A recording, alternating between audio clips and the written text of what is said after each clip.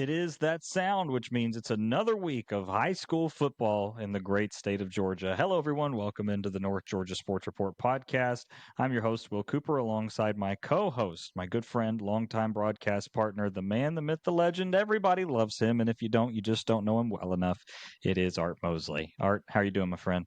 Coop, I'm doing good, man. That the intro, I mean, you keep embellishing the truth more and more, and I appreciate it. And I thank you for those very kind words, Coop. I tell you what, I'm going to start off here not talking about high school football, but talking about the weather. It's been so stinking hot, and I know better. Here we are on the precipice of October here. The season for fall festivals, apple picking, pumpkins, corn mazes, all of the above, high school football, college football, pro football, dare I say NBA basketball sneaks in here at the end of the month. But why is it so freaking hot? All right, I'm off my rant.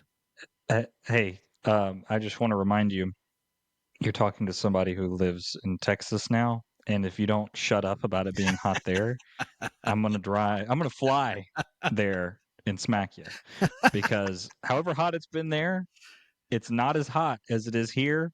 And I looked at the weather because I was curious, and I looked at your weather for Friday for y'all's kickoff, and you better shut up because our kickoff time and temperature is going to still be about 87 degrees. So any complaints will fall on deaf ears for me, partner, because you may be going through a little hot streak, but here we sit in the devil's armpit and there's no relief in sight for us. So you just enjoy that 70-degree down to the 50s on Friday because here it's going to be 87. All right, Coop. I'll quit my crying here, as it may be. But no, I'm happy to be here recording tonight, man. We had a fun time last week. Hoping we're having as much fun. I think we had to put like a boycott on Dave Garner because he's stirring up the pot. But we certainly do appreciate him last week, and it got us to thinking. With our special guest Dave, we're trying to keep it fresh and we thought about, hey, what would it be like if we had a fan podcast? And so we're still trying to work through this, but here's kind of what we want to. Here's what we want to throw out to our community. We're looking for one super fan, can be a student, parent, former parent, a former player. From each high school, we would love to invite you all on to our podcast, just to kind of chop it up. And we're not 100% sure what this looks like, but here's kind of what our parameters are. No bashing players, no bashing coaches. And I know that well, we want to be able to coach so and so doesn't throw the ball enough, or coach so and so doesn't play this guy. Like, yeah, all right, cool story. We get that. Yeah. And you know what? And I'll say this: opinions are like a-holes. Everybody's got one, and they all stink. Okay, so even that includes mine and Will's, as you all know. So, but anyway, Oh, thank you. It's unnecessary. Look, the truth hurts sometimes, Coop. I'm a middle-aged man, and my filter's going by the wayside here. But anyway, back to the point. We certainly, so this is how we want to do this. If you're listening, you got an opinion, you got a take, you want to talk about your team, not your rival, your team, maybe for about 5, 6, 7, 10 minutes or so. Coop and I would love to get this all done in one podcast. We can't say it's going to be next week, but what we really need is a super fan from each high school to chat with us. You can't be nervous about being on the air. We promise we don't bite. We won't ask you any hard questions. This is more conversational. I've been talking long enough on this, Coop. Did I miss anything? If you are interested in doing it, then please direct message us at NGA Sportsnet on our Twitter account and just put in there, what team you want to talk about. If you think it's, self-explanatory that you're whoever's fan, just put it in there. Just that way I don't have to do all that much because I'm going to be the one that sets it up with you. If we get more than one entry for a fan case, then we will go by first come, first serve, and we'll go through the list. And if we do another one of those, if the show goes well and we do another one, then we'll invite you on. But just direct message us and let us know. who is interested and who is not, and then I'll get with you and set up a time to get you on air. It's pretty simple, so you don't have to worry about having all the technical stuff. We'll get you on. It's not a big deal. But that's pretty much it. I mean, we just kind of want to get a fresh input from people, and we know people have opinions about what we say. And to Art's point, don't talk bad about your players, don't talk bad about your coaches, but him and I are free game. So if you want to come on here, anything short of cussing us out, we'll talk about it, and kind of give our feedback. So that's what we hope to do. We're men of the people, so we hope to kind of interact with you, and we're looking forward to it. So please reach out and let us know if you're interested. There we go. All right. Now we got our public service announcement or our uh, uh, advertisement out of the way. Let's Whatever go it ahead. is. Let's go ahead and jump into some high school football. Coop had a one game in the county featuring the two oldest schools in the county, Cherokee opening in 1956, Etowah in 1972. Cherokee making the trip to Etowah, and man, it was a dandy of a football game, Coop. Yeah, it was, man. I had this game pulled up on TV, kind of watched the whole thing. I'll tell you, I know the final score was 40-27. It was a win for Etowah, obviously. But if you were actually watching the game, Cherokee had it with I think 11 seconds left, 4th and goal at the 3. Right, and it was 27-33 or 27-34, sorry. Right. I mean, it was, like, as close as could possibly be there at the end. Obviously, there was a pick six that kind of extended that lead for Etowah to make it look like a double-digit win, but it really, all intents and purposes, it was a one-possession game. From my perspective on it, kinda talking about Cherokee first, I thought the competitive character of Cherokee was really on display in this one. They went through three different quarterbacks due to some bang up injuries kind of throughout the game. Parker saw most of the action. Zach Parker did. Sawyer Ray came in for a little bit. And then he got banged up, and then they put in Jack Rubin into the quarterback position. He looked pretty good, all things considered, kind of playing that emergency QB role, but he did a good job. Um, the thing that stood out to me was again their competitive character because Etowah was able to score pretty frequently at times, especially in the middle of that game, and Cherokee never seemed to get knocked out. They always had a way to claw back, a way to claw back, a way to claw back. This is kind of one of those games that if they had a fifth quarter, man, I tell you, I don't know that it would have gotten any worse for Cherokee because they were just in it. So that was really impressive. And then, ho hum, here we go again. Brandon Hamilton, 15 carries, 146 yards, 2 touchdowns. Again, got to be averaging like 8 yards a carry on the season. And then Torrey Hearn also added a rushing touchdown as well. So the Cherokee running game came through for him. Was very impressed by that. Overall, I know it's not going to make Warriors fans feel better coming away with that loss. Kind of another one of those close but no cigar games. But I was very impressed from what I saw from that group, and very impressed with their fight.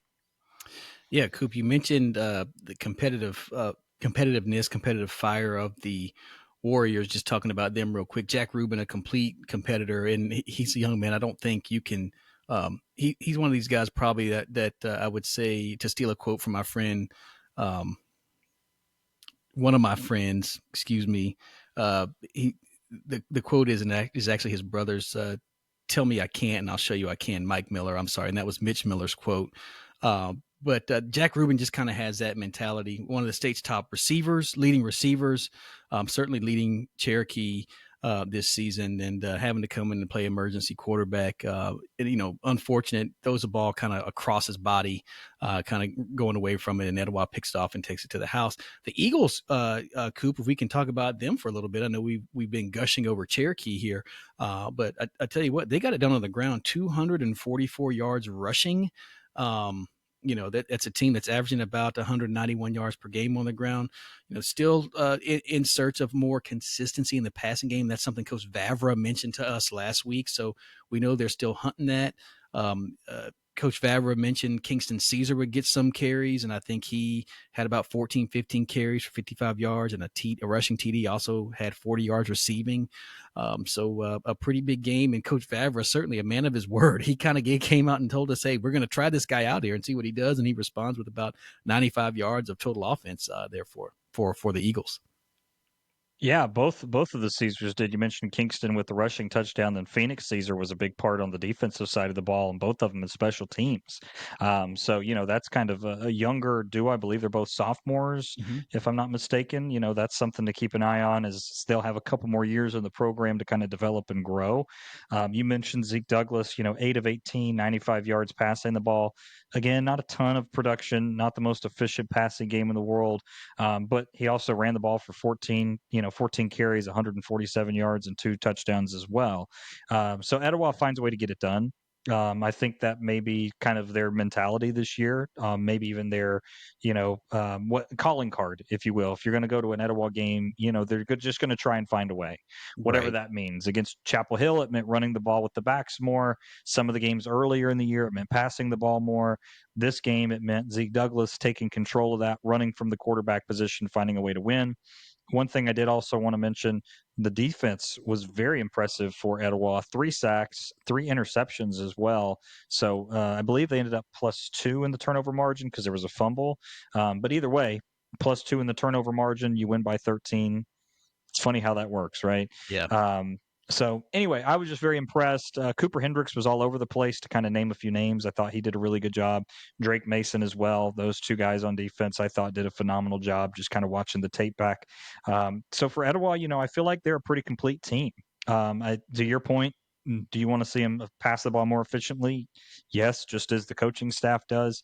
But overall, I was very impressed with what I saw from the Eagles, and of course, coming away with that win puts you in a much different position in the region, which we'll talk about in just a minute. Yeah, cool. When we can kind of just lightly touch on this, that win moves Etowah to 1-1. That puts them in a three-way tie for that third kind of fourth place with North Paulding, who they'll face this week, and then Walton, who they will face later on in the season.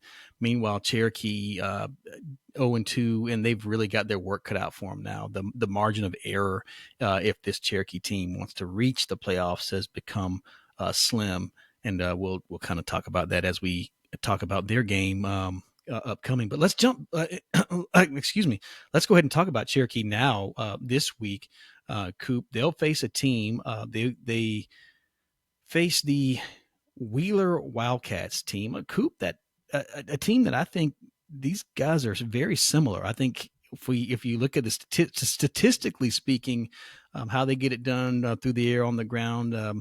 Uh, Greg Kendrick for Wheeler at running back, and Brandon Hamilton at running back for Cherokee. Both guys closing in on 1,000 yards.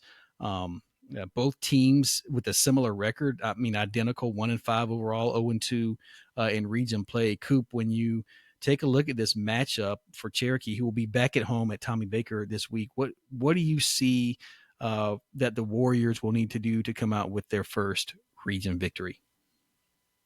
Well, we're going to sound like a broken record at a certain point, but it was another game you allowed 40 points. Mm-hmm. And, again, yes, you had to go to your third string quarterback, kind of emergency situation. Teams, especially high school, you don't really prepare for that.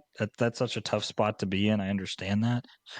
But your offense puts you in a position to win. Again, I mean, we can do this all day, but if ifs and buts were candies and nuts, we'd all have a Merry Christmas.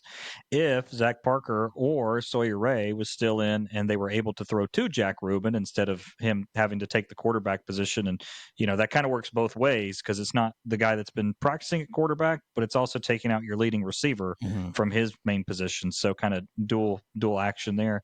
But the defense, it allowed 34 points because I'm not going to put the pick six on them. That's kind of, I think, cheap, if you're looking at defensive stats. But it's kind of the same thing here. Look, Wheeler's going to run the football. That they're not trying to hide that. I don't think they've tried to hide it all year. That's what they're going to do. So this is going to be a physical test of will. Um, I mean, I guess from that perspective, it's just about you don't have to worry about playing some of these teams that you have seen that do pass the ball incredibly well. And then the offensive counterpoint of that is, We don't know who's going to be starting at quarterback for Cherokee this week. We know that the injuries didn't sound too severe from some of the rumblings coming out of the Warriors camp so far. So hopefully they'll all be available. But whoever they task with starting that game, they need to get off to a fast start.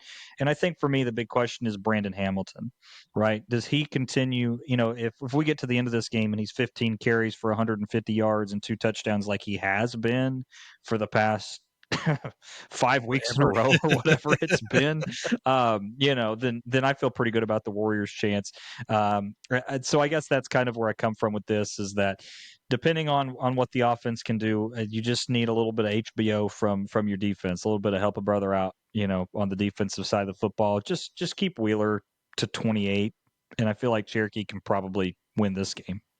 Yeah, Coop, I've got the Warriors with 6 forced turnovers on the season, and I think Coach Myers and Coach Holly would certainly probably like to see that number maybe a little bit higher.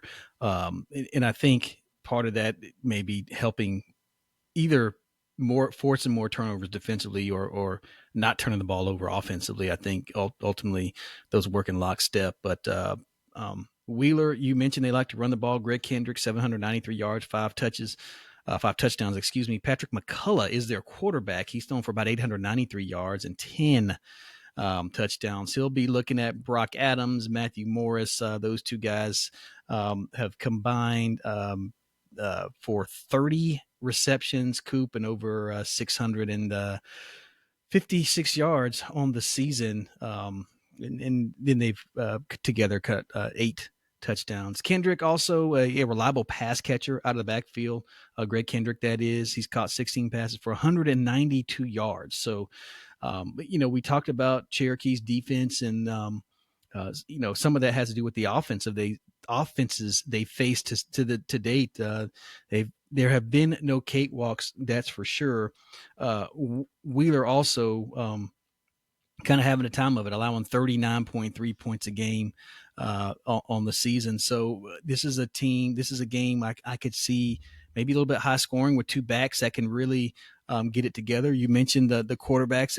If the Warriors have their quarterbacks back healthy and ready to rock and roll, I think I think they can score with just about anybody in this region. I think the matter is can they get just that one stop, as you mentioned, to help a brother out? And Coop, I think it's another big game for Brandon Hamilton. I think he's got 100-yard games already this season. I think this might be number 6. He's at 899 yards, I believe, on the year. 889, excuse me. I think he can get 111 yards this week to push him over 1,000-yard mark. It's going to be close. I don't think it's going to be the prettiest game, but I do like the Warriors to eke out a win by 1, maybe something like 35-34 this week. Cherokee gets a win and get on the board. Yeah, you were talking about, the amount of points that these teams score. Our over and under for this game is going to be put at 84. So that's what our predictor says the score will be in this one. Predictor does like Wheeler to come away with a win in this one. It's going to pick the Wildcats by 6. I don't necessarily agree with it, but it's 82% on the year. So I'm going to stick with the math and say that it knows more than I do. So I will take the Wildcats by 6 and put my name behind it. But to your point, it wouldn't shock me at all. And in my heart of hearts, I probably feel like Cherokee should be a slight favorite like you have them. So that's kind of my overall prediction, I guess, at this point. As much as I hate to disagree with myself on this, but that's what I'll say. Coop, one of the last 2 home games at historic Tommy Baker Field will be this Friday night, October 3rd. They'll be on the road the 10th and the 17th, so the next 2 weeks at Walton, at North Cobb, with 2 big region matchups, and then with heavyweights. And, of course, not that this team is not a heavyweight, because Marietta has shown they can put some points on the board, but they'll host Marietta on the 24th to close out the season. So I tell you what, we've already been out to Tommy Baker this year. Always a great time out there. If you haven't and you're a fan of the Warriors or just a fan of high school football, great place to catch a game. The old school stadium, no track around it, great sight lines. Go out and support those Cherokee Warriors on Friday night.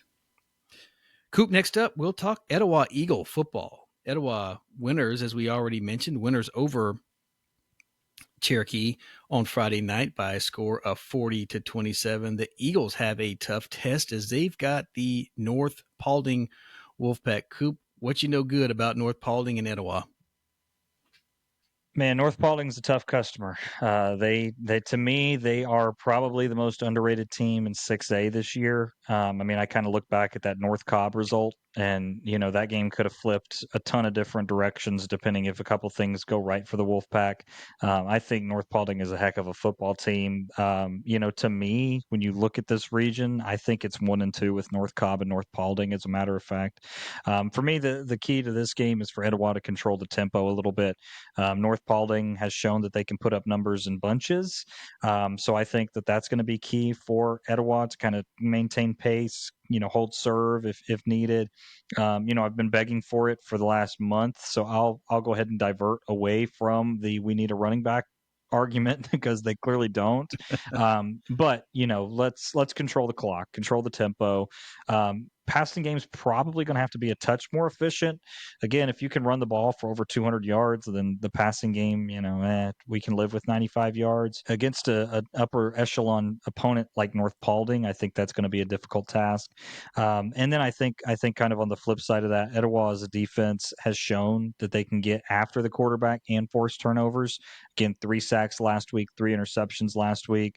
They're all over the field. They're going to need to cause some havoc plays. I'm going to need some negative plays, a turnover or two to bounce their way for this to flip for the Eagles. But it's not unwinnable by any stretch of the imagination. And I think Etowah is the kind of team that presents a very unique challenge for a lot of teams because they're talented and they've put it together. But again, because their philosophy is kind of we'll do whatever it takes to win, we're not going to have the rock solid we're a running team or we're a passing team. They'll just do whatever you allow them to do, take what the defense gives you. It makes them pretty difficult to predict and to know where they're at. But I do think Etowah has more than a fair shot of going into North Paulding and at least presenting them a challenge, if not pulling off the upset. Yeah, certainly, Coop. North Paulding won this game by 17 last year. Just a few fast facts about the Pack. Look, last time out, excuse me, because they were off last week. You mentioned them going to the wire, losing by 7 to the North Cobb Warriors. And then the only other loss is to Harrison by 2, Coop. So they've been in every game that they played this season. They're 254 yards passing last week. That was a season high. They're averaging 255 points, 255.7 on the ground and 194 yards a game through the air. They've used 3 different running backs. I think last time we talked about North Paulding, it was James Skelly and Bryson Morris Martinez. Khalil Harrell has come on as of late. He leads the team in rushing, 49 attempts, 503 yards, 5 TDs. All 3 of those backs each have 5 touchdowns on the season. They've rushed for over 1,500 yards this year. And then Tyler Nyer, the quarterback, is known for 1,136 yards and 11 touchdowns. He's only been intercepted twice this year. It's taken pretty good care of the ball. They'll be looking for Bryson Nyer and Presley Carr at receiver, a couple of their top guys, if we're just throwing out some names. Um, I think this is a team that does want to establish that ground game more than anything, and really you know, wear down this Etowah defense. And we've talked to Coach Vavro. We've seen it on film. This is not the biggest Etowah defense. I would say this is a scrappy Etowah defense, and they're going to have to find a way to fit the run. But North Paulding passes the ball well enough to where you just can't. You've got to have good eye discipline there in that ground game. If they go play action pass, you got to stay with these receivers. Um, those are my thoughts on the Wolfpack. I think I like your comment saying like, all right, you know what, enough is enough. We've realized that Zeke Douglas can carry the ball for 14 times a game and impact the outcome. And I think it will certainly efficiency will be key, whether or not that is through the air or on the ground. I think, and maybe what I'm trying to get at, staying on schedule is going to be key for this Etowah defense, because I think North Paulding is a team that can, um, your margin for error is probably pretty small. And because they're going to run the ball and they can score, I don't think you want to get into a game where you don't take advantage of many chances. So staying on schedule on first down, picking up third down conversions, maybe forcing a turnover, keeps you in the ball game. I think, as you mentioned, North Paulding is probably one of the better teams in the region as this thing is starting to shake out here. I think Etowah keeps it close. I think with Douglas, Walker Hughes, and some of these other guys on offense coming along, we talked about Caesar, Kingston Caesar getting a shot on offense. I think if they can continue to come along, this game is close, but I think North Paulding wins it by 8, late touchdown, call it, and maybe 38-30. Yeah, so my predictor puts North Paulding as a 21-point favorite in this one. I don't. Again, it's another one that I'm not sure that it's factoring in everything that we've seen. Not to give any of the magic sauce away, but what I do believe is that North Paulding is the favorite going into this one. I do think kind of what we've seen from Etowah, they don't lose by a ton. So since they're not, their losses aren't big, and when they do lose, it's normally in the fourth quarter, Mm-hmm. something that they've tried to grow out of, which you saw last week, right? Cherokee had the opportunity to tie that game. The defense came in and kind of picked them up there. So I think that Etowah is learning how to win, which again, we talk about that a ton. And especially, when you look at Devine at Woodstock, or you look at Coach Collins, back at River Ridge when he first took over, it takes time to learn how to win. And I think that's what they've done. So I do pick North Paulding in this one. Again, I will stick my name on what the math says. I'll go North Paulding by 21. I do not personally agree with it, but I'm wrong more often than the math is, so I'll just stick with it. Fair enough. That is our Etowah versus North Paulding. And again, that game for North Paulding is a home game. So Etowah will be on the road this week. Coop, let's switch gears here. I know we switched over Creekview. That Creekview Sprayberry game is our game of the week. So we'll get to that at the end of the podcast.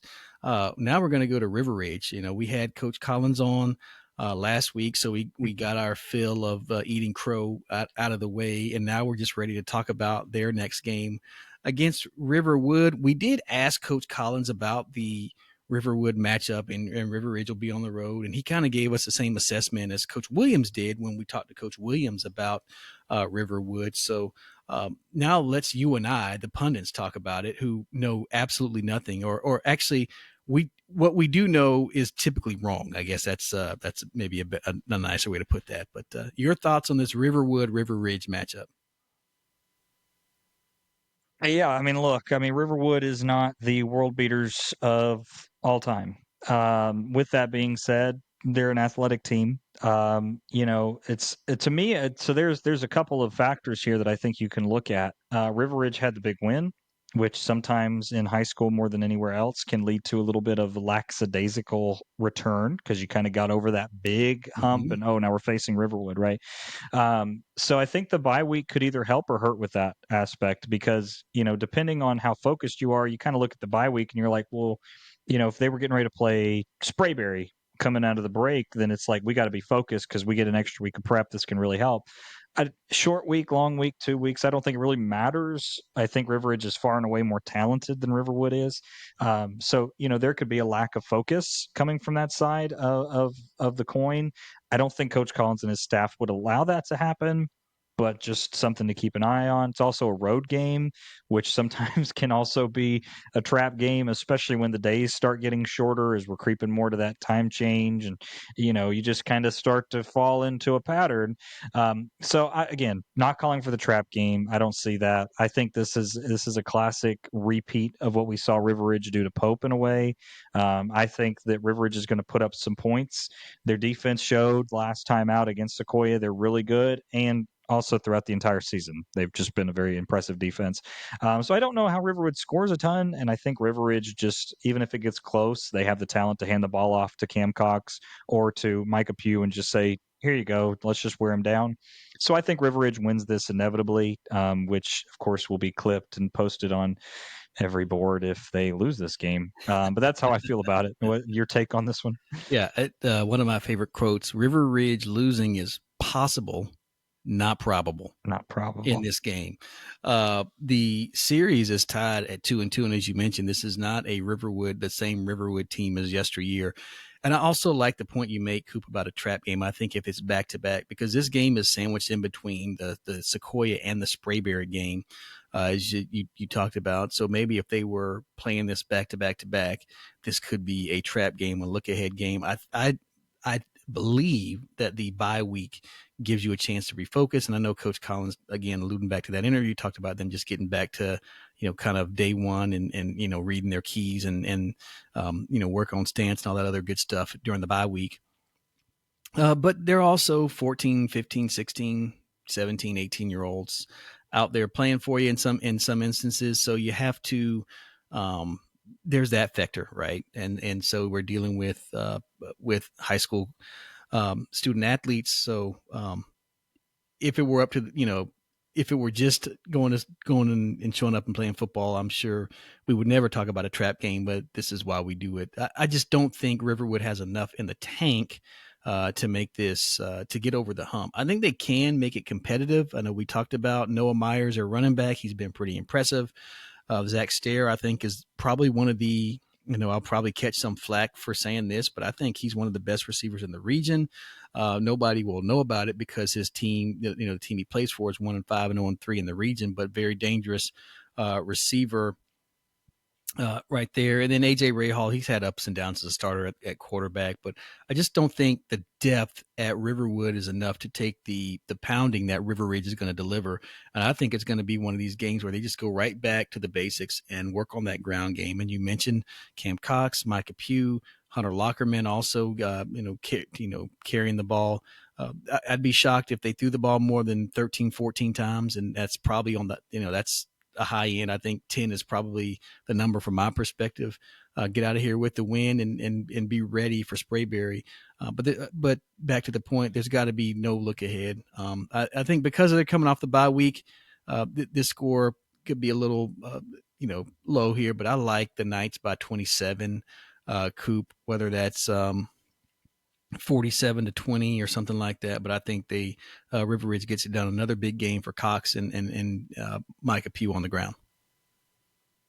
Yeah, our predictor likes likes River Ridge. Whoa. My bad. They like River Ridge by 36. So again, are they going to beat them by 36? I don't know. I mean, to your point, 27, that's a convincing win. At a certain point, you don't have to beat a team by so much for it to be, get the job done. Really only have to win by one to get the job done. Absolutely. But all that being said, I do think that kind of speaks to the confidence level that we kind of have in this team, and rightfully so, both on paper and just from what we've seen, in real life. So I'll, kind of continue on my path of riding with the predictor. Give me River Ridge. I'll make it a football score.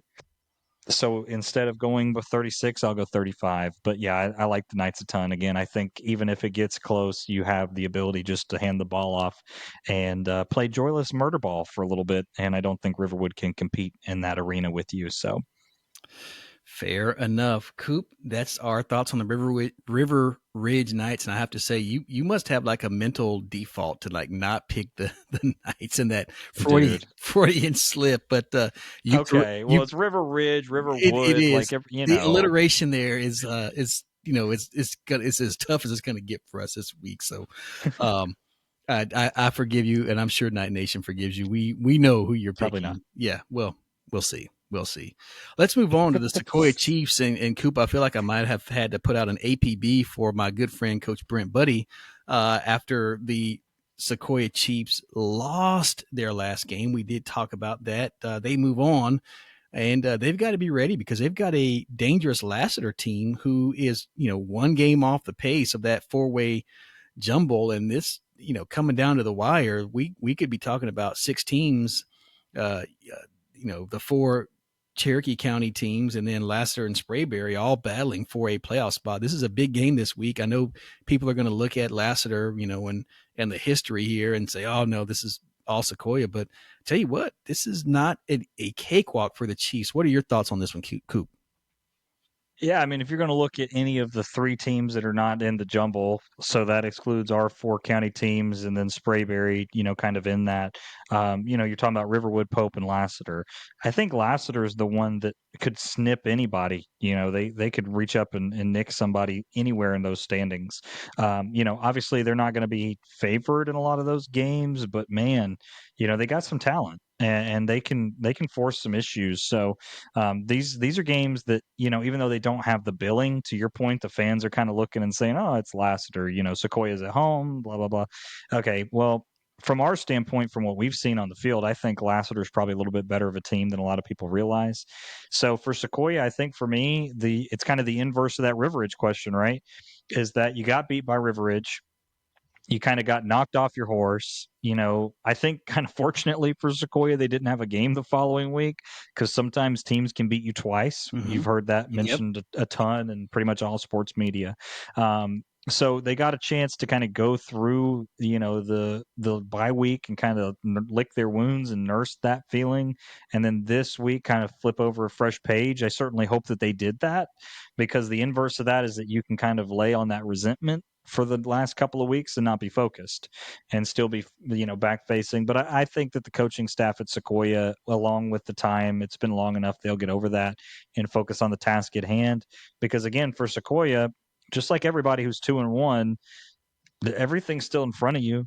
I mean, if you're Sequoia, you still got to face Creekview, who's number one in the region right now. You got to face Woodstock. You got to face, I mean, you got over the Sprayberry hump. So, I mean, there's tons of things still left for you. You can't do it yourself, quote unquote, necessarily, but it'll all sort itself out. Way too early to start talking about that stuff. But anyway, I guess my feelings for this game is that is Sequoia more talented? Yes. Should Sequoia win the game? Yes. But you got to go out there and do it. Again, was Sequoia favored by a ton over River Ridge? Yes. So that doesn't really mean a whole heck of a lot come Friday night. Games are not played on paper. So for Sequoia, focus up, be focused. You get the game at home. I think that helps a ton. But make sure that you're prepared because Lassiter is the team outside of the Big Five that I would say could really snip somebody and cause a lot of problems if you don't take them seriously. Yeah, we saw, took Creekview a little bit to kind of put the Trojans away. Last week, Lassiter puts up 49 against Pope. They're averaging 36, a little over 36 points per game. We've talked about Mitch Seaman a little bit over the last couple of years. He's already thrown for over 1,100 yards, 11 touchdowns. I think he's only thrown one interception in 107 pass attempts, something like that. So he's been pretty efficient throwing the football. Coop, they've got a freshman running back, Drew McGee, 307 yards and 7 touchdowns. And then Caden Bloom also at running back, 233 yards for a nice 1-2 punch there for the Trojans. I don't think the issue with Lassiter is on the offensive side of the ball. It's on the defensive side, and that's where they've maybe seen some struggles here. Of course, as I say that, they only allowed 7 points to Pope. So, take that with a grain of salt. They've forced 4 turnovers and sacked opposing quarterbacks 4 times. Conversely, when I look at Sequoia, they've recorded 8 sacks but forced 15 turnovers. So I think their defense gets after it a little bit more, and I think they will find a way to probably cause some confusion for Seaman. I think we might see another couple of interceptions to the Sequoia's defense ledger in this ball game, and I think as you mentioned, had this game happened last week, there would be a thought of, hey, slow start, don't let them beat you twice. I think Coach Teeter and Coach Buddy, Coach Jackmine, and the entire staff will have the full attention of the Sequoia Chiefs for the remainder of the season, and there will be uh, attention to every detail. I think this game might be close for a half, but I think Sequoia pulls away on the strength of Will Rajecki, who's been nothing but consistent all season long. I like the Chiefs by 28, but I think it can get worse than that. I'm right there with you. That's our predictor likes Sequoia by 29. So I'll football rationalize it down to 28 with you. I think that's a heck of a number to pick. I mean, for me, I think the biggest point that you made that's probably true is these guys getting healthy. We saw Rajecki kind of beat up a little bit. Colby Martin, he took a shot at the end of the River Ridge game, kind of came up gingerly. Hopefully those guys are taking the bye week and did take the bye week and this week of preparation.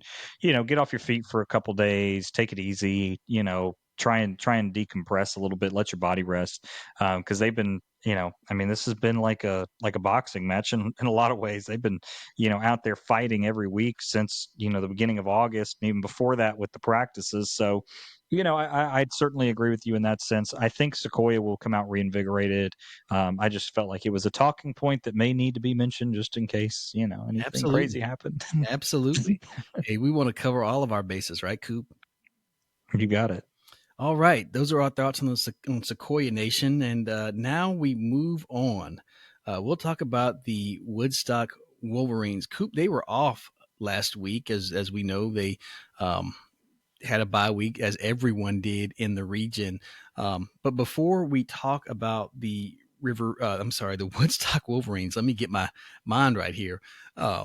We've got an interview with Coach Dan Devine. We wanted to bring him on. It's been a minute since we had him on the podcast. We wanted to talk about his team, what they were looking like off the bye week, and whether or not that came at the right time. So we've got Coach Devine on the line. Coop, let's go ahead and talk to him before we talk about this upcoming ball game. And thank you for joining us on the North Georgia Sports Report podcast. And joining us once again is the head coach of the Woodstock Wolverines, Coach Dan Devine. Coach, thank you for being back with us.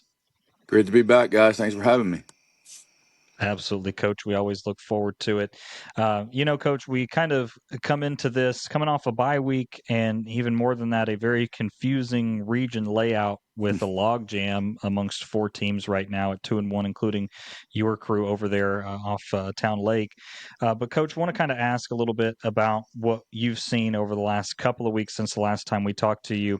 One game went your way, one didn't. But walk us through what you've seen from your team throughout those 2 weeks and into the bye week.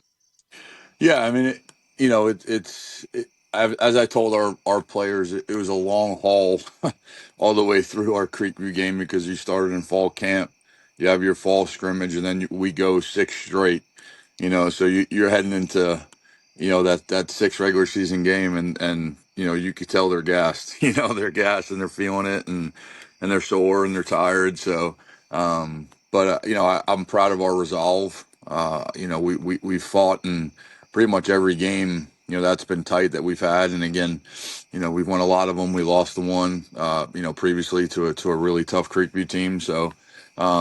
But I think playing in those types of games only helps you. Obviously you want to win those. You don't want to lose. But I think down the stretch that will help us playing in meaningful games like that and playing in games that count for sure. Coach, when we talk about your team and your defense, especially, they seem to have keep improving year over year, or at least from our perspective. You talked about Danny Palmisi, Tyler Barbera, Trace Washington, Tyler Howard. I don't think I've asked you about Jabril Ba, and I was doing some little homework on him, and I was like, "Good grief, where did this young man come from?" I know he's leading you guys in sacks and tackles for loss. Tell us a little bit about how Jabril's had an impact on your defense, and also if there's anybody else on that defensive line who I'm just blatantly missing here, and I need to know about. Yeah, it's funny. I was talking to somebody about them today. It starts with those guys up front. Jabril is a junior, and he was he was just a JV. First started playing football last year, and was just so raw. He's 6'4", probably about 230. Freak in the weight room, just throws weights around, and just didn't really know anything from a stance to hand extension or anything like that. So really every week he's just learning, getting better with game experience, and he's really, really amped up his game the last couple of weeks, and we're really proud of him. He's an unbelievable student. I think 4.2 weighted GPA, in the classroom, and just really cerebral assassin, in the film room. But he is a physical freak when you look at him, and when he goes and he does the right thing, it's pretty fun to watch. So he's just been getting better and better. Carter Clay is a two-way starter for us as our nose guard, and Jackson Foster is our other defensive end on the other side, and he's just a rock too. He came back out to play for us. He played for us sophomore year, had an injury, and then came back out, and we're glad he did because he kind of anchors that offensive line with those two other guys, defensive line, excuse me. Coach, when you get into that, you mentioned having to play for so many weeks without a bye week and kind of getting to come off of that. With the bye week, was there any load management that you had to navigate before with playing some of those players both ways that now that the bye week's come and gone, you can kind of free some of that up? Or is that something you still have to manage since, it's there's still a few weeks to go and there's another bye week later in the year? But is that something that kind of changes as far as the coaching staff goes? Yeah, it's a good question. Yes, to answer your question, there is, especially with the 6 straight weeks, we have to kind of be smart with our two-way guys. For example, Trace being one, you got to kind of pick your spots at playing him on both sides of the ball, especially offensively and packages and things. And we play now, 2 more weeks, obviously with Pope and Sequoia, but then we get another bye after that. So, these couple weeks is kind of let it go, which is fun because it's coming off a break. They're kind of healthy now, and it's just kind of let it loose. And then, after the next bye week, it's the similar. You finish with the last two. So, as I told the kids, it's every game's a playoff game at this point. Moving forward. So, you have to prepare like that. We have to, as coaches, prepare like that. So, it's all cards on the table at this point. So whatever it takes. Coach, and speaking of that, you guys are locking a four-way tie for second place right now, so it couldn't be more of a playoff type run here to close out the season. As you mentioned, before we ask you about this week's opponent and get into that, I wanted to give you an opportunity, if you could, to let us know. I know we talked about Jabril and then Carter and Mr. Foster here, but are there any other players, young players, that have been a pleasant surprise for you that you might not have talked about before? Hey man, we didn't know we were going to get this much out of this young fella, but he's making an impact. Yeah, I think on the defensive side of the ball, we have two outside linebackers that are both sophomores, and sometimes when you go into a year, you never know what to expect. Obviously, from young guys, they played up for us as freshmen on the JV level last year, but obviously, Friday nights are way different. So Caleb Vigna is our star linebacker, which is our field linebacker for us, and Connor McCarthy is our boundary one. And to ask those guys to step into a varsity role so early, against this type of competition is very rare, so that they're able to do it. And they literally have gotten better and better every week. And, we're just super proud of those guys. Up front, on the other side of the ball, I mean, we have Thomas Hickey and Liam Hickey, who are both freshmen, that are basically stepped in because of injury. That stepped in great for us, and played good ball, along with Jameer Richardson, who's a constant starter for us, Parker Angel, Maverick Mann, up on the offensive line, and they kind of just kind of did it. And the only freshman I've seen do that is Trace a couple of years ago, because he had to play because of necessity as a freshman. But these kids have really stepped in and played unbelievable football for us. So, and that's where you win, is up front, right? On both sides of the ball. We've said that 100 times, but they've really stepped up and made our team better. Coach, taking on Pope. Again, another one of those region games that, with the top of this region being so tight right now, is super important. Trying to get to that 3-1 mark in the region. Take us through what kind of challenges you see the Greyhounds could present your team, and what's it going to take to be successful on Friday. Yeah, another tough region contest. I know Coach O'Sullivan well. He's a good friend of mine, and it's just same, with a lot of our teams in our region, just really tough-minded, really well-coached kids. They want to run the ball and establish the run on the offensive side and play really good, tough defense. So, like we told our players, guys, it's got to be 4 quarters from this point out, the rest of the year. And we can't wait. And I think that's what's been kind of lacking a little bit, is like slow starts and inconsistency, complementary football, and that really has to change, in the positive direction for us. But I mean, just really well coached, tough. They got a lot of edge guys. They got a really good quarterback, who can really spin it. So it's going to be a tough challenge, but we're looking forward to it, and always a fun place to play out there in East Cobb. Coach, last question before we let you go. Coming off the bye week, do you have a preference? I know the schedule is what it is, but getting on the road, is it kind of refocus, or would you rather be playing at home, or does it really matter? I don't think it matters as a coach. You just want to, wherever you are, you just kind of want to go out and start fast and finish obviously with a win and continue well in the region. I do like road games personally, just because it's kind of us versus the world mentality. It's just you're getting on a bus and you're getting all your stuff and you're driving away and you're going. It's just kind of us and the football family, which is pretty neat. To do that. But obviously, there's something to be said to be playing home at the Den too when it's nice and loud for you. So, I guess to kick off the week after the bye, it's fun to go away. But to have next week home too is pretty nice. No doubt, Coach. You guys will have your hands full. We won't talk about next week right now. You have your No, hands no, full no, with the Pope no, no, Greyhounds. And, no, one sir. one We don't do that. No, no. today has enough troubles as it is, right? Yes, that's right. Right. Day by day, as the good old Coach Speak says, right? There we go. There we go. Well, Coach, we wish you best of luck as you travel over to East Cobb to take on the Pope Greyhounds and come back to the county with the win. And we'll talk to you later on this season.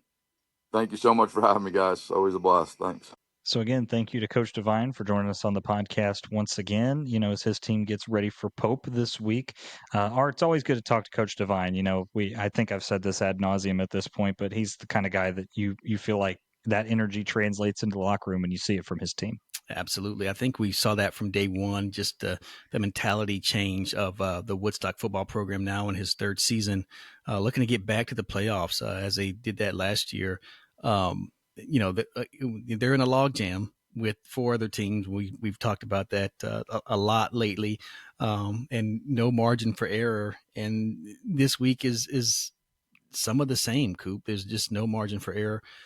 Interesting, you see the statistics, and before we move on and talk about this ball game, the statistics on Jabril Ba, and you're like, all right, this guy's a pretty good player. But when you ask the question, and Coach Devine is like, yeah, he's never played football until last year, and he's kind of just like this freak, and he's super smart, and he is just trying to figure it out. And always good to hear kind of the story behind the story, because we just look at, a lot of times we can see film, we can look at numbers, but we don't know the story. And seems like a great developing story for the Wolverines, and I'll be looking forward to tracking Jabril's career as he finishes out this season. Of course, moves on to his senior year next year. Yeah, I mean, to add to that point, I think one thing that we kind of forget, hopefully we still add a human element to the fact that these are all, you know, to your point, 14, 15, 16, 17, 18-year-old kids, man. Mm-hmm. And, they're just trying to make it work. And, I remember being that age and, you know, it wasn't like I had it all together, so but there's a human element to it as well, and that's really where my love for high school football comes around. I know it is for you too, is the fact that it's an honest thing, right? Mm-hmm. It's before the money that now is in college. It's before obviously the pros, and there's something more honest about the fact that you grew up in an area or you moved to an area and you want to wear that uniform and it means something to you that I think is very special about high school football.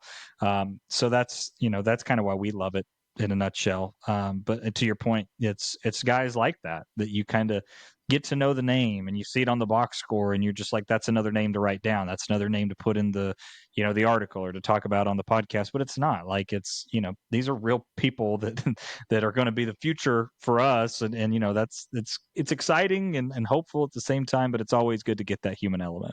Absolutely. So we certainly thank Coach Devine for joining us and bringing the energy as he always does. Coop, they play Pope this week, as he talked about. Now, I'm going to tell you, like Coach Devine, very complimentary of Pope. Okay, and I think some of that you never, like NUYO, the acronym, never underestimate your opponent. Okay, I understand that also. So I hope Woodstock, the football team is not listening to what I'm about to say.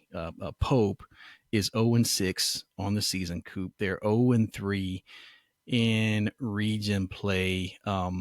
They are averaging 11 points per game and allowing 41.8 points per game. just having a tough go of it. Hudson Marenko has thrown quarterback for them, has thrown for 511 yards and 5 touchdowns, only 1 interception, so he's taking care of the ball. 4 games worth of work. Ivan Darden Jr., running back, I believe he's a sophomore, has rushed for 329. Ethan Alterman, I think, had been dealing with some injuries. He's only got 176 yards on the season. Luke McClendon has been a big play receiver.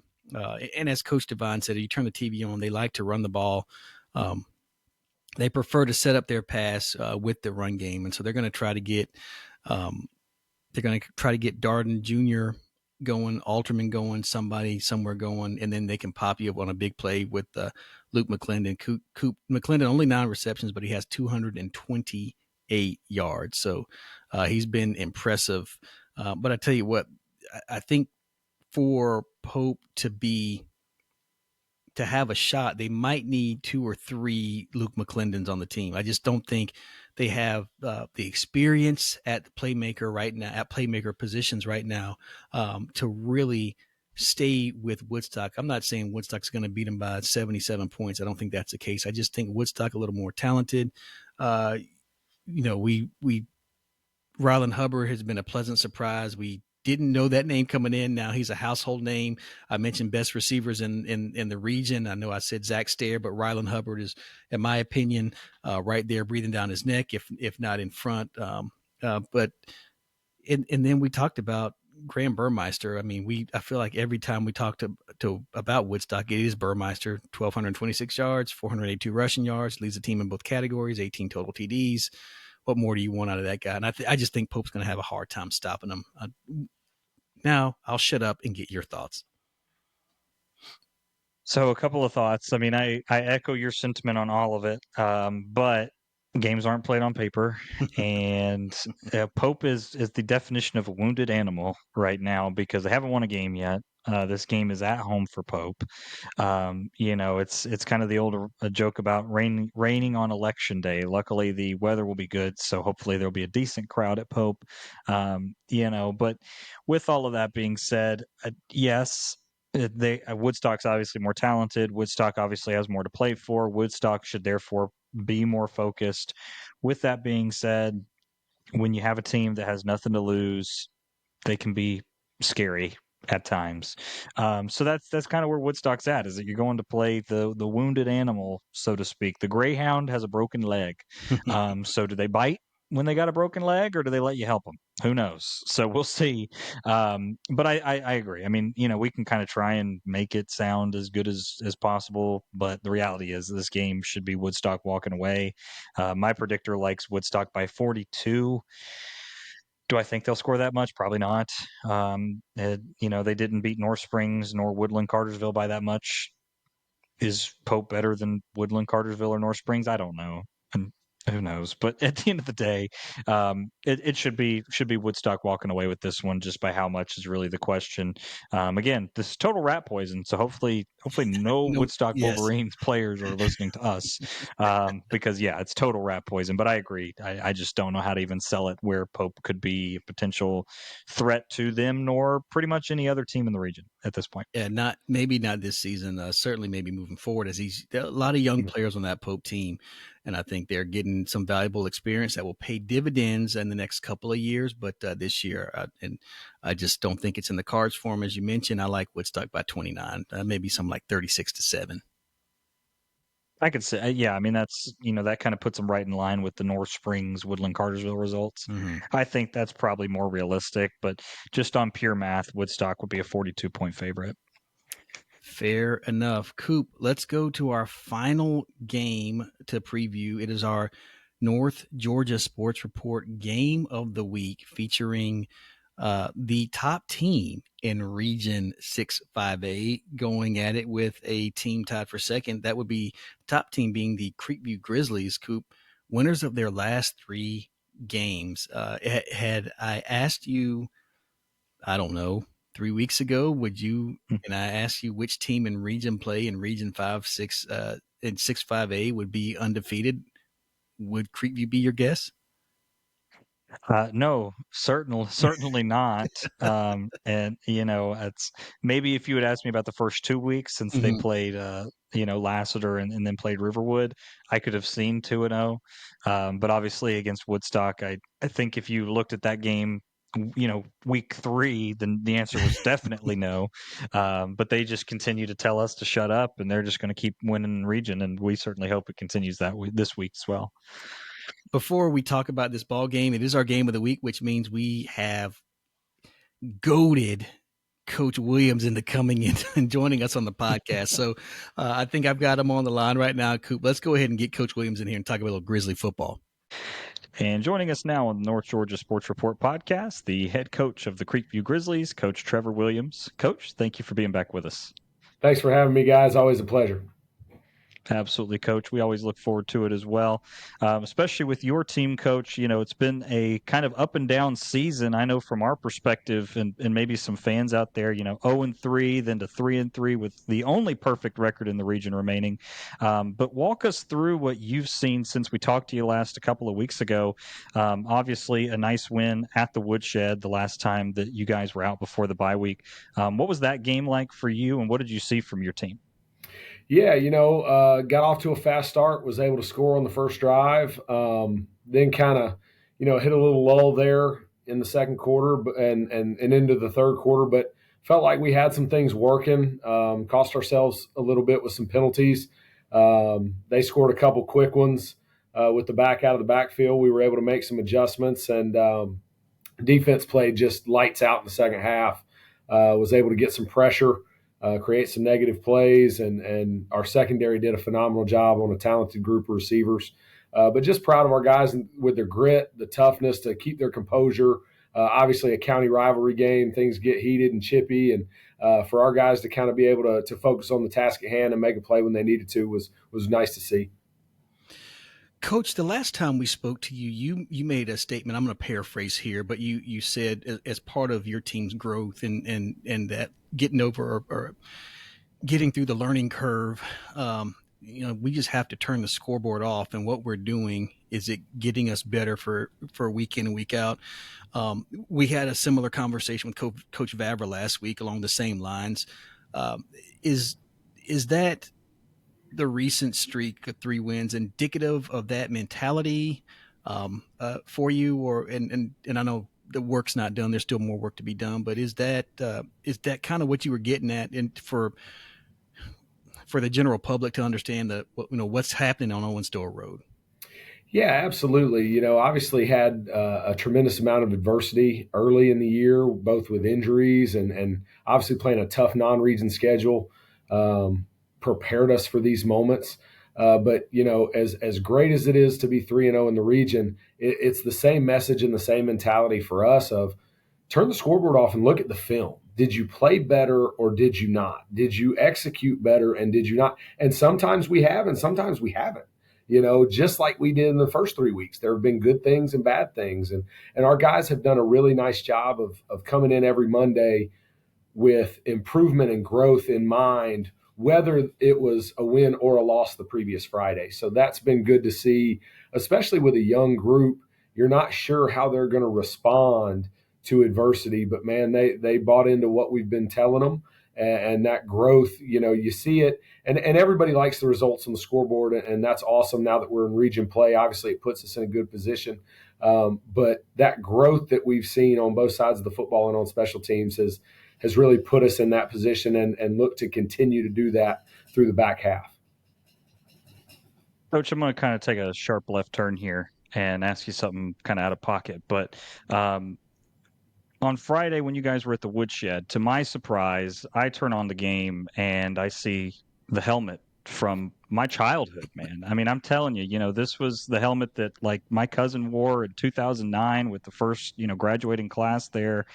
Just a lot of good memories came back, and obviously we're not, fashion show, not our forte. But what's that decision like? Because one thing that I've always really appreciated about you since you've taken over at Creekview is you've done a good job of welcoming in, alum and former players back into the program and giving them a space. So tell us a little bit about kind of both of that, the decision with the throwback helmet and also with welcoming some of those players back into the program.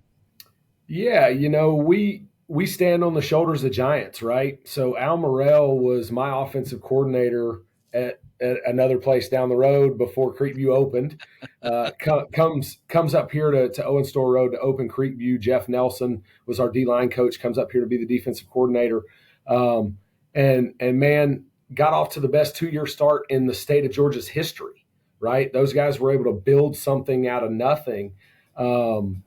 And then Terry Crowder and Adam Carter and all those people that came before it, that history and that legacy means something to me growing up in the area. It means something to our players and our community. And we had been looking at trying to do something like that for a couple of years, and we're finally able to put it together. But it's going back to, whether it's the blue pants a couple of years ago that had the green and white stripe that was on the original helmet. Or the grizzly paw on the side of the helmet this year. Any way you can honor those that have come before you, I think it grounds the current group in, you play for the 2025 Creekview Grizzlies, but you also represent the 2009 and everybody else since then when you step on that field. Coach, the two groups that we often talk about that don't get much of the fanfare on any football team are the lines of scrimmage. I know we've talked a little bit when we talked to you about your offensive line, but I want to switch and talk about your front seven. And I don't want to say this out of disrespect, but outside of Mason Munn, it's kind of like the no-name defense, and these guys are just they bring their lunch pail to work every day and get results. Can you talk about that front seven, the front three, and then your D end or your linebacker who you walk up? Who's been outstanding in that group, and what's the attitude of that group? Because it just seems like you just rotate some guys in, they just get the job done. Yeah, unselfish is what comes to mind. We've got 7 or 8 D linemen that we roll through on a given Friday night. It starts with Jason Nix, who's a captain, Braden Kimber, who's a captain, Damian Moreno up front, Caden Simpson, Ryan Marinson. The list goes on and on of those guys. Ridge Camp is a young guy that's been getting some reps there on the front three, and they understand the importance of staying fresh and staying healthy. And those guys roll in and out and different personnel packages and different things that we're trying to do. So the word unselfish jumps up. And then, when you graduate a Ryan Brooks and a Brent Freeman and those types of guys, you come in and you're young at linebacker, but you're like, okay, who's it going to be? And it took us a couple weeks to kind of, piece it together. Landon Parker, inside linebacker. We had him kind of penciled in as an outside backer, but he's been able to come in and solidify us inside. Hudson Stanley and Mason Munn inside have been really good. Michael Fredrickson, outside linebacker. And then the other one is Carter Cundy, who's come such a long way, overcoming some injuries last year. Has been playing varsity football for us since he was a sophomore, but has dealt with some injuries and some different things. And he's really done a nice job at that weak side outside linebacker for us of kind of bringing some senior leadership and presence there. But, it's a group that's fun to coach because they come to work every day wanting to get better. They're sponges. They want to learn, and they play extremely hard. But like you said, no superstars, just a bunch of dudes who play really, really hard and love each other and take care of each other and believe that the guy next to him is going to get the job done. Coach, this week you got a heck of a test, as it seems to be the case in this region with Sprayberry coming to town. Obviously, the Yellow Jackets, if you're like us, we have no idea where anybody really lines up. All we know is that you guys are undefeated in the region so far. But take us through this matchup, because obviously Sprayberry's kind of been the bane of Cherokee County's existence for the last few years. But take us through what they present on film to you and what it's going to take for you guys to be successful on Friday. Yeah, extreme athleticism. I mean, and it starts with the quarterback. He looks like Lamar Jackson and some of those guys running around back there. I think he scrambled for like 9 seconds one play against Pope. So your DB's got to stay in coverage and try to keep him in the pocket. They're playing some guys on both sides of the ball. The DB that's committed to Alabama flips over and plays receiver. The safety flips over and plays a little bit of receiver and running back. But man, they can fly on both sides of the football. But I think what gets overlooked with them is both lines of scrimmage. All 3 D linemen are back from a year ago. on the region championship team, and I think 3 out of the 5 up front on the offensive side, and they are big and they are physical and they get after people. So an extremely tough test. We're going to have to be disciplined. We're going to have to be able to run the football, control the clock a little bit, and then open up some explosive plays. But a tremendous challenge. But our guys are looking forward to it. We know the back half of the schedule is loaded for us, so we're well aware and excited for the challenge. Coach, one last question before we let you go. The bye week came for you all last week. Does that come at a great time for you as you prepare for a team like Sprayberry, or would you rather have come off that Woodstock game and kind of gotten right back into the fray there? No, I think I speak for the whole region that it was probably the best timed bye week in America. Including the scrimmage, including fall camp, you're playing 9 straight weeks of football, which I think is the deepest into a season I've ever been as a coach without a bye week. And we definitely needed the mental and physical rest to kind of reset and get fresh and get our legs back up underneath us. So I think it came at a great time, and I think all the coaches in the region would echo that. Well, Coach, we'll be pulling for you on Friday night as you host Sprayberry this Friday, October 3rd. Hard to believe we're already to the month of October, but hopefully we'll have some nice fall weather there at the Grizzly Den. And, Coach, hopefully you come out with another win. And who knows, Creekview 4-0 sounds pretty good, don't it? Hey, I'll take it. All right. Coach, thanks again for your time. Best of luck on Friday night. Yes, sir. See you guys. So again, thank you to Coach Williams for joining us. I hate to hit him with the fashion question, man. I hate to do that, but it's the fit check, Coop. You gotta, look, you gotta make sure the fit is looking sharp. The newspaper's going to be out there snapping pictures, and they go old school. I think it's a great question, and even great question and great response by Coach Williams on that. Yeah, look good, feel good, play good. Yeah, all ties in together, man. Feel good, play good. Yeah, absolutely. Anything Coach Williams said that stood out to you, Coop, in this interview?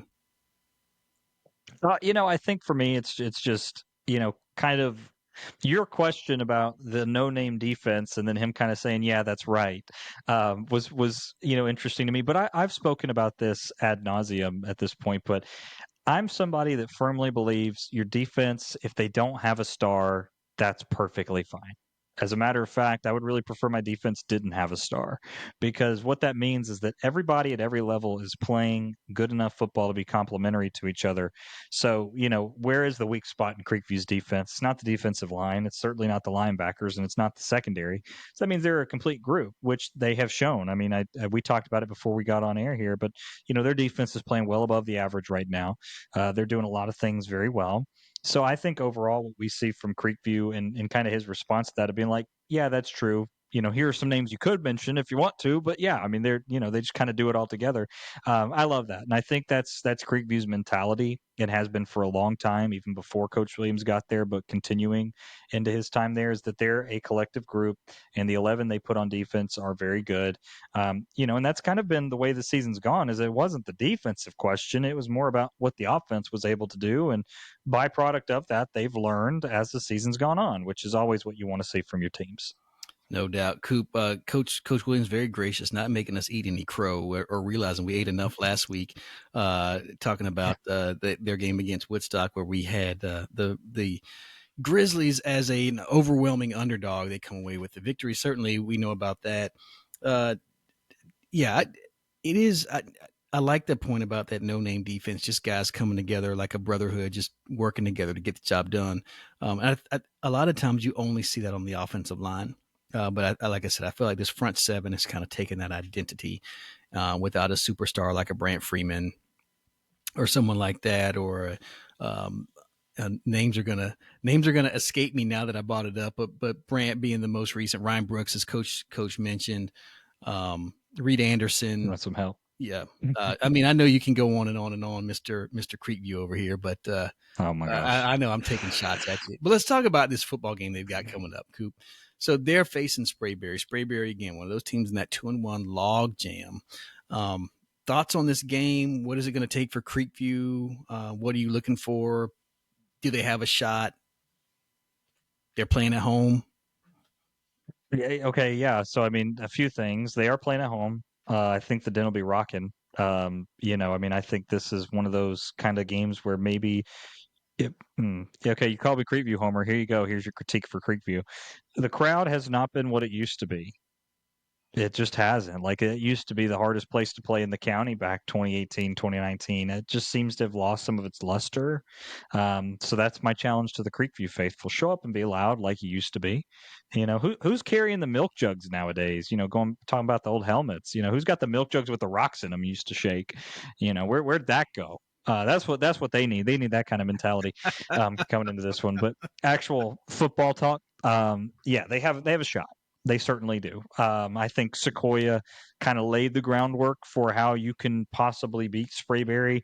I would caution fans for Creekview and really the rest of Cherokee County, don't look at the Sequoia result and say that we can do that. That's probably not very realistic. That was probably a game that only happened every once in a while, right? Mm-hmm. That particular Friday night lined up really well for Sequoia. I think there's a few ways they win this game. First of all, got to get pressure on the quarterback, okay? And you got to get pressure on him by maintaining your pass rush integrity, pass lane integrity. So what that means is your defensive ends don't get pushed too far out. The interior rushers, maintain kind of a circle, and then tackling in space because Jaden Duckett's going to be able to mix and mash his way around as needed. We talked about Jordan Edmonds. He's the defensive back committed to Alabama, Roll Tide, but also plays some wide receiver as well. Those are kind of the elements to this game that I think you can't let him play backyard football. Coach Williams made the comparison to Lamar Jackson, Mm-hmm. where the Ravens, not this year obviously, but in years past, they've been known to kind of get out there and just play some backyard football, and whoever's open's open. You can't let them do that. Plays need to be shortened. It needs to be 3, 4, 5 seconds balls out because of the pressure that's on him. So I think that's a key. And then I think for Creekview, the question is the offense, because this Sprayberry defense is going to be probably as good as you've seen since. Well, Woodstock's defense, I would say, probably pretty comparable. But talking about North Forsyth's defense, somewhere in that range. So, with that being said, how do they look operating that? Can Carson Lott get his 100-yard game? Can Travis Vines be an addition to this team? So another question is Alex Penrod, in that passing game. Obviously, we talk about Edmonds playing wide receiver. He also is a 5-star corner. That's his natural position. So we know that Shirley's going to be covered a little bit more than maybe he has in the past. So my question would be, who do you go to? Because I don't think you can win the game by not throwing the football. So Derek Mizek Jr. may be a good option out of the tight end position. Somebody's got to step up and be that option number 2. And that's not saying Shirley can't catch anything, but he's covered by a 5-star corner. So, Sequoia kind of went away from that and ran the football more. So that's kind of the same question for me as well, would be that. And then, to kind of tag onto that, Carson Lott, Travis Vines, even Penrod running the football himself. Those are going to be key. Extending those long drives. I want to see drives that are 10 plays long, 6 minutes long, those kinds of things. If we see Creekview put together a few of those, I think that you can certainly get Sprayberry uncomfortable and start forcing them to throw the ball more than they want to, and potentially see some mistakes happen. Coop, before I get started on my analysis and my breakdown, I want to applaud you for calling out the Grizzly Nation, and I want to. I've had a chance to see a game there this season from a pretty good view, and what I will say is the student section is as good as ever. Yeah. No fall off, but everyone else in that stadium on that home side has gotten a little bit of the wine and cheese crowd. It's just kind of like the golf clap. And it is, like you said, it's not as raucous of a place to play. And I don't think, I, I am curious to know why. Is it just the apathetic? Would you guys rather be not in the Grizzly Den, which is crazy to me because they're playing good football? Like, Yeah. or maybe it's just kind of like, now that everybody's, doom scrolling, are they doom scrolling in, during the football game? So yeah, I mean, make it a little bit intimidating for this Sprayberry team. I just think that, it's always been a kind of a rocking place to play. I mean, the crowd is still good. I just don't think they're as loud. And you know what? Maybe Coach Williams should do a cheer clinic for fans. I something. mean, They can bring back Hype Man Holderness to do maybe. a cheer clinic. Something's got to be done. Well, now let's talk about football. That's enough, and maybe that will stir up the pot Well, around Owen Store Road. Go ahead, Coop. You wanted to say something else? Well, yeah, I mean, I actually got a call from the sheriff's office. I've been sentenced to do some community service for me witnessing Sequoia's continuous assault of teams, and then River Ridge also committing a murder. I witnessed all of those, so they're on me for not helping, prevent those Yeah, you're like an crimes. accessory right So now. yeah, so I'm kind of an accessory. So they were very kind. They bumped it down to a misdemeanor. They said just do some community service. So maybe I need to go out to Creekview and be like, hey man, hand out milk jugs again with the rocks in them. They used to have. I don't know if they still do it, but they used to have the like plastic noisemakers. Mm-hmm. That they used to give to the student section. Need some of that. So I got to fill it in somewhere. So maybe that would be where. Yeah, Coop, something's got to be done. Now, let's talk about Sprayberry. And,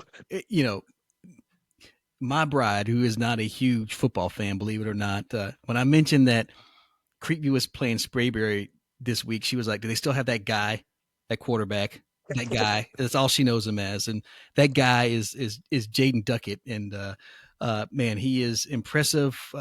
Again, probably the team that's done the best, as we talked about already, is Sequoia. Kind of had Jaden Duckett, dead to rights a few times. But even then, like you mentioned, his receivers have been fantastic. Kobe Lewis, Jordan Edmonds, even Keelan Jones getting on the action a little bit.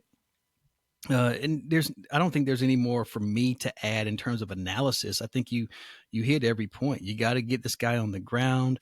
Your defensive backs can't have their eyes in the backfield. You got to have umbrella coverage. You can't get him out of the pocket. And Coop, even when you do all those things right, he still finds ways to make plays. So I think Creekview's going to have to find a way to maybe force a turnover. They're going to have to keep Duckett on the sideline. He can score quick. Even when they're down by a couple of scores, and we saw it, they put up 24, 28 points against Etowah in a short span of time earlier in the season. So this is just a very dangerous football team. I think the Jimmy's and Joe's edge in terms of like the high end talent, and you talked about this a little bit with who's guarding who. I think the edge goes to Sprayberry. Just from a talent perspective, but talent doesn't always win ball games. I think this will be close. I think Creekview's shown that offensive line is starting to gel. They can run the ball a little bit. You mentioned it. They will have to throw it. So is it going to be Shirley? Is it going to be Mizek? Is it going to be Van Alstyne? Who's going to show up big tonight? I think the Grizzlies are in this game. I think this is a team that is a playoff contender, and even, but I don't think this is their week this week. And man, I'll have to walk around the Owen Store area with a bag over my head there over the next couple weeks here. I think Sprayberry pulls away late. I think it's a 12-point game, so it's closer than maybe most predictions have it, but I like the Jackets by 12, maybe 32 to 20, 21-33, something like that. Yeah, so my predictor has Sprayberry as a 27-point favorite in this one. I certainly agree with you in that I don't think that's fully accurate. Again, it's looking at the entire season, and that's always difficult because you're not who you are week 6 or week 7 or week 8, wherever we are in the season that you were week 1. So, that is part of it. I also think Creekview is going to be well handled to this point. So what I mean by that is they played Calhoun, they played North Forsyth, they played Cambridge. Sprayberry shouldn't scare you. Mm-hmm. You already kind of went through that whole ordeal. You also beat Woodstock, by the way, who, is a playoff team. Then maybe not this year because it's just such a wild thing, but they're a playoff caliber football Right. team, to put Right. it out. And you're at home. You're at the Den, right? Creekview historically has done much better at the Den than they have on the road. We've talked about that for years at this point. I think that trend continues. Again, it says 27. I'm going to override my own predictor on this one. I'm Okay. going to put the line at about 10. Okay. I think Creekview, I would say 24-34, 24-14, Okay. something like that is probably more realistic. The thing that I worry about is Creekview still has yet to put up a ton of points against these higher level teams. So that would be my question: is can you find a way to hit 34? Can you get over 30? Is your defense good enough to keep them under 28? Like that, those are kind of some of the questions I have, because if you told me, if we're sitting here next Tuesday and you look at me and you say, Will, I'm not going to tell you how much Sprayberry scored, but Creekview scored 14. All right. Well, I think I probably know how that game goes. Mhm. If you said, I'm not going to tell you how much Sprayberry scored, but Creekview scored 28. Okay. Sure, right. Now we're talking.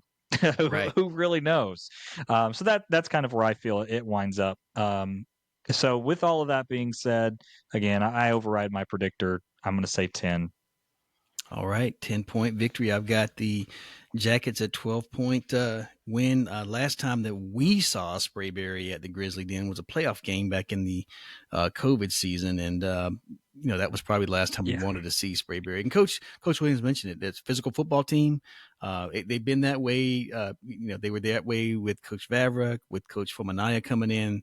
Nothing has changed, so should be a good one. I think if Creekview is going to win, Alex Penrod at quarterback will have to make some plays with his legs, but much remains to be seen. We're looking forward to that ball game. It is our game of the week. Coop, I know you'll be giving updates on a Friday night on that one. Coop, that brings us to the end of our preview segment. Now it's time to jump in our power rankings. And I tell you, we were in the bye week. Only one game. I don't know if a whole lot changes on the Cooper predictor. We had a special guest last week who had some interesting takes as well, but I don't know if you want to run through every team. I'm just going to tell you there's been no change in my power rankings. So yeah, there hasn't been in mine either, but I do want to clarify a point. Okay, go ahead. So if you want to run your 1 through 6, and I'll do my 1 through 6 and explain where I'm at. So I'll go from top to bottom here this week. Number 1, River Ridge. Number 2, Sequoia. Number 3, Creekview. Number 4, Woodstock. Number 5, Etowah. Number 6, Cherokee. Okay, and I'll go from bottom to top because my need to explain is towards the top. Number 6 is Cherokee. Number 5 is Etowah. Number 4 is Woodstock. Number 3 is Creekview. Number 2 is River Ridge. Now, you might say that's a flip from last week. I'll explain that in just a moment. Number 1 still Sequoia. So here's my dilemma with River Ridge and Creekview. If the game's played at the Grizzly Den, Creekview wins. If the game's played at night at the Castle, then I think River Ridge wins. Obviously, when we're doing this, we're not doing home and away. That's not how I view it. It's almost neutral site, which never really happens in high school football, especially not in our area. So here's the problem I have. They're almost A and B. We don't do that on this show. Mm-hmm. So what I differentiate from that is that I give the edge to River Ridge, who beat my number 1 team. So I guess that's a correction from last week, is that I do feel like River Ridge probably a half a point better than Creekview on a neutral field, maybe just based on that. I do feel really bad about punishing Creekview for being undefeated in the region and saying, yeah, here you are 3-3 and look at how much you've improved. So here's your reward is being dropped. And I still can't quite get over the fact that River Ridge lost to Woodstock to know what to do with that. The one thing that I just have no understanding of how anybody ever argued this was Sequoia not being 1, which I know you have continued not to put Sequoia at number 1. I beat River Ridge, Sequoia. That's why you didn't beat River Ridge. That's why you're not number 1. Yeah, I don't. It's so nearsighted to me. Just what can't do it. What have you done for me lately, Coop? I'm much of a simpleton. You already know this.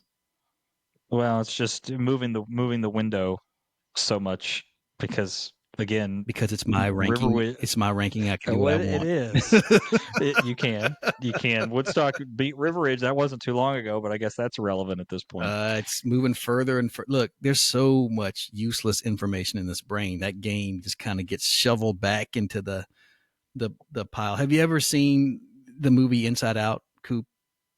Yeah. Pixar. Yeah, that's what happens to some of these games. That happened early in the season. They just move back and back and back and out of the core memories. Exactly. Uh-huh.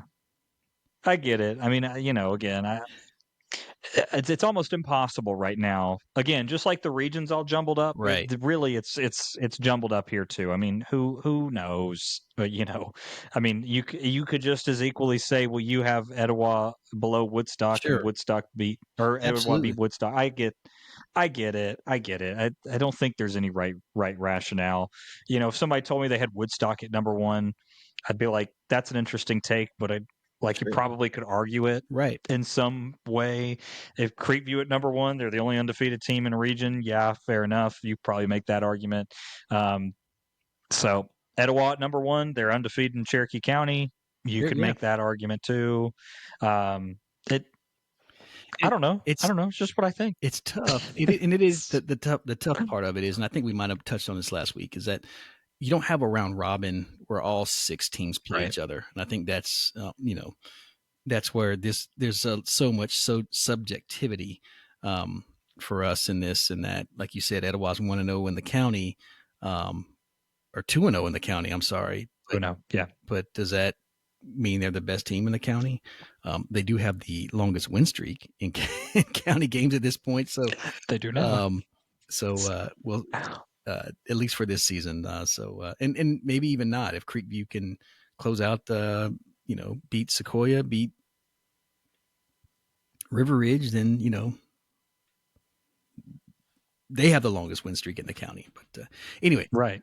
that will all take care of itself. The beautiful thing about this is again, our power rankings are for fun. These teams are competing for a playoff spot, and that'll be determined by their finish in their respective regions. We already kind of did a cursory review of that earlier in the show. We know that Sequoia sits at 0-2, Etowah at 1-1, tied for that third, fourth spot is Etowah. Creekview at the bottom of their, Cherokee at the bottom of their region at 0-2, tied for Wheeler, so a lot on that game. And then the four-way logjam in Region 6-5A with Creekview sitting at the top at 3-0. Could we have the question is, are we looking at 5 2-1 teams?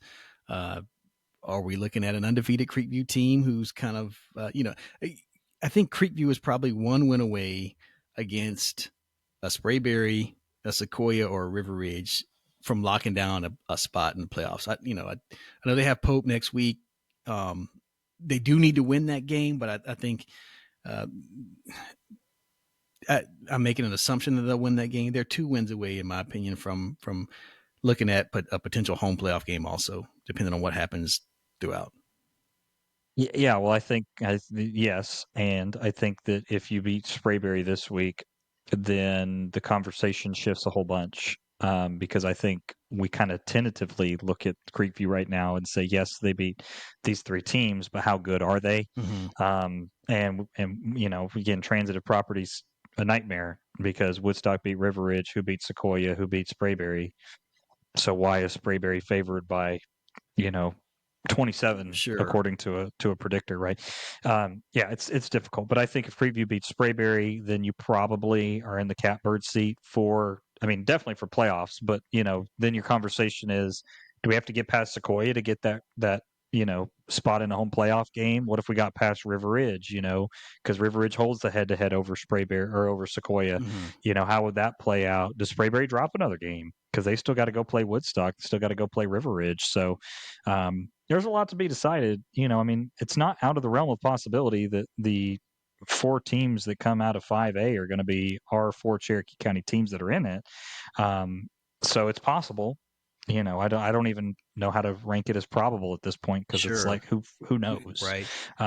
But yeah. I mean, I think there's an argument and a path to be made for every single team that's in that region that's in Cherokee County to have a region title and a home playoff game or be the top 2 seeds. So wait and see. We'll get more information each week. It's a beautiful thing. You get more information and you get smarter. Absolutely, Coop. One of the things that before we jump, I think, especially in Class 5A for that Region 6, the matchup I believe is Region 2.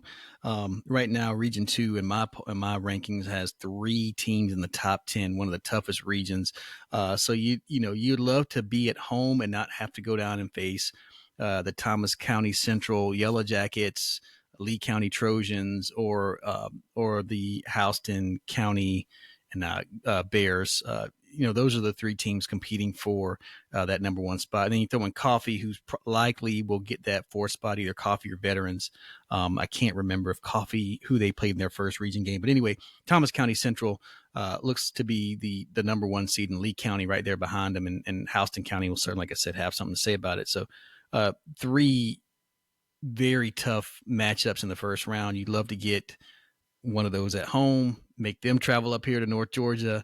But again, so much remains to be seen. We'll be keeping our eye on that region, and as well as Region 2 in 6A, coming up to as we approach playoffs. Coop, this is it's gone. It always goes by fast, and we're always amazed at how fast it goes by. But tell you what, if you haven't made it out to a high school football game and you listen to our podcast and you live in the area, you ought to. And if you don't even live in our area and you maybe live in Texas, maybe live in Alabama, maybe Nebraska, north of the Mason-Dixon line, go out and watch a high school football game. Some of the most fun, most pure, as you talked about before, Coop, most pure sporting events. Especially when you get outside of the larger metro areas, where players are playing for their community, they're playing for their brothers, and there's almost nothing better than that. It's the good stuff. Coop, Well said. before we sign off, I would be remiss if I didn't ask you about Friday Night Lights on Preston. We got a game this week, or what's going on in Texas high school football? Yeah, I got a few games this week. Salina homecoming. They played Panther Creek last week. That was a bit closer than a lot of people thought it was going to be, 35-28. I kind of mentioned it on the podcast last week. Panther Creek was ranked in the top 10 in 4A Division One. Salina sneaks out with a win. Gunner up the road, put it down on Beals, which was not a game that anybody expected it to be. For Gunner, it's pretty smooth sailing from here on out if you're looking at mathematical factors. Salina kind of the same way. Got past a big challenge in Waco La Vega and Panther Creek earlier in the year. That's a big one. And then I'll tell you the one that continues to shock is Prosper down the road from us in 6A, which is the largest classification here in Texas, like it is in Georgia.